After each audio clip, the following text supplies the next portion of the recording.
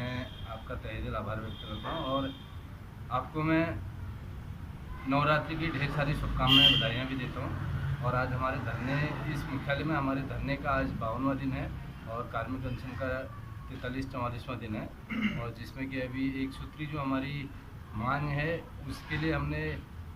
यहाँ पे कमर कस के बैठे हुए हैं और विभागीय अधिकारी और सरकार उस पर अभी एक सूत्री मांग पर कोई ठोस कार्रवाई नहीं कर रहा है, जिसके लिए हम मजबूरन यहाँ पे बैठे हुए हैं। और मैं समझता हूँ कि जब तक एक सूत्री मांग हमारी पूर्ण तरीके से पूरी नहीं होगी तब तक हम लगातार यहाँ पे बैठे रहेंगे। आज हमें 52 दिन हो गए, अगर 52 महीने भी हमें यहाँ पे बैठना पड़ेगा तो हम लगातार बैठेंगे। और क्या कहते हैं,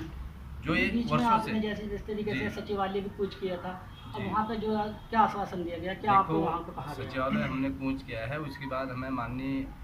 पेयजल सचिव हमारे शैलेश बगोली जी हैं, उनने हमारी एक बैठक करवाई थी, त्रिपक्षीय वार्ता करवाई थी हमारी। लेकिन ठेकेदारी प्रथा जो हमारी एक शोषित व्यवस्था है, जो वर्षों से शोषित व्यवस्था आई है, लेकिन उनके द्वारा भी उसमें कोई ठोस कार्रवाई नहीं की गई और उनने भी हमें एक प्रकार से बरगलाने का काम किया। मैं समझता हूँ कि नहीं तो एक IAS PCS लेवल के अधिकारी हैं और उनके पूरे शासन उनके हाथ में है और उनको खुद पता है कि वास्तव में ठेकेदारी प्रथा एक ऐसी जटिल समस्या है इन कर्मचारियों के बीच में। वर्षों से EPF ESI वेतन का भुगतान नहीं होता और इतने कम वेतन में 8,000 9,000 5,000 2,500 वेतन मिलता है, वो भी 5-5 6-6 महीने में मिलता है। तो कहीं ना कहीं बड़ा दुख का विषय है और उच्च अधिकारियों द्वारा भी इसका संज्ञान नहीं लिया गया है। हमने उनको चेताया है, अगर आप द्वारा भी अगर इस प्रकार से हमें बरगलाने का प्रयास करेंगे, हम अपना प्रयास यहाँ पे अपना जो हमारा धरना प्रदर्शन चल रहा है हम इसको जारी रखेंगे। और माननीय मुख्यमंत्री से हमारी एक आध दफ़े वार्ता होनी है, उस वार्ता के दौरान अगर वो वार्ता विफल होती है उनके द्वारा तो फिर हम सचिवालय घेराव हमने कर दिया है और मुख्यमंत्री घेराव और विधानसभा घेराव करेंगे। और उसके बाद भी अगर नहीं मानेंगे तो यहाँ पे हम आमरण अनशन मानने के लिए तैयार रहेंगे और उसके बाद कार्य बहिष्कार करेंगे। हमारे पास करने है ही क्या, और हमारे पास अभी हमने पूरे प्रदेश के समस्त डिवीजनों को, हाँ आगे की रणनीति यही रहेगी कि अभी तो हमने सारे लोगों को रोक के रखा है क्योंकि नवरात्रि का भी